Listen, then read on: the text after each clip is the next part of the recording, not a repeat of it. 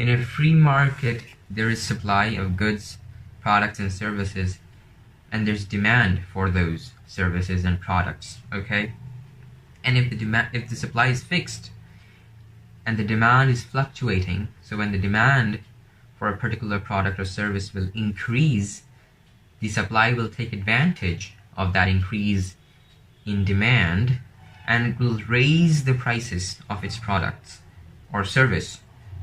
Because the demand is more, people will have to eventually pay more for that product and service.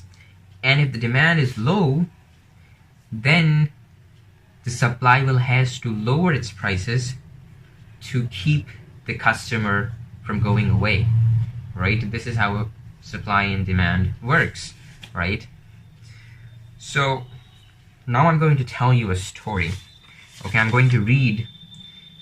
So there's this guy Cantillon, okay, in the 18th century, and he wrote a story to demonstrate something very important, which you will see. Okay, so now I'm reading this. If the increase of actual money comes from mines of gold or silver, the owner of these mines, the adventurers, the smelters, refiners, and all the other workers will increase their expenditure in proportion to their gains, because they're the first one who got access to the new money, to gold and silver, right? The rest of the society who are not directly connected to the mines of gold and silver did not get that extra money, right? So all these workers will increase their expenditure because now they have more money in proportion to their gains. All this increase in expenditure in meat, wine, wool, etc.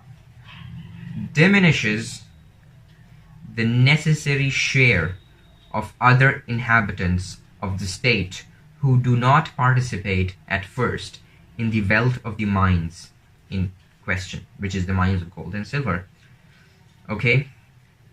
So, as the demand for meat, wine, wool, clothing, etc. will increase, will be more intense than usual, so will the price of those products. Okay? But people who had the first access to money will not face much of a problem because they have that extra money to deal with that increase in prices. And they are also the people who caused that increase in prices in the first place, because they started consuming more, they started demanding more, so the supply took advantage of it and raised their prices. Okay? Those who will suffer from this increase will be, first of all, the landowners during the term of their leases, then their domestic servants, and all the workmen or fixed wage earners. All these must diminish their expenditure in proportion to the new consumption.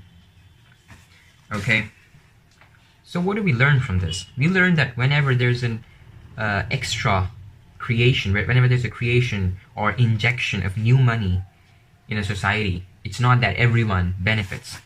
Only those people who are closest to the new money actually benefit. And by the time it reaches the rest of the population, the increase in demand has already caused inflation and inflation in the prices of products and decrease in the spending power of rest of the people. So who pays for this extra currency that is being injected by the central bankers all around the world?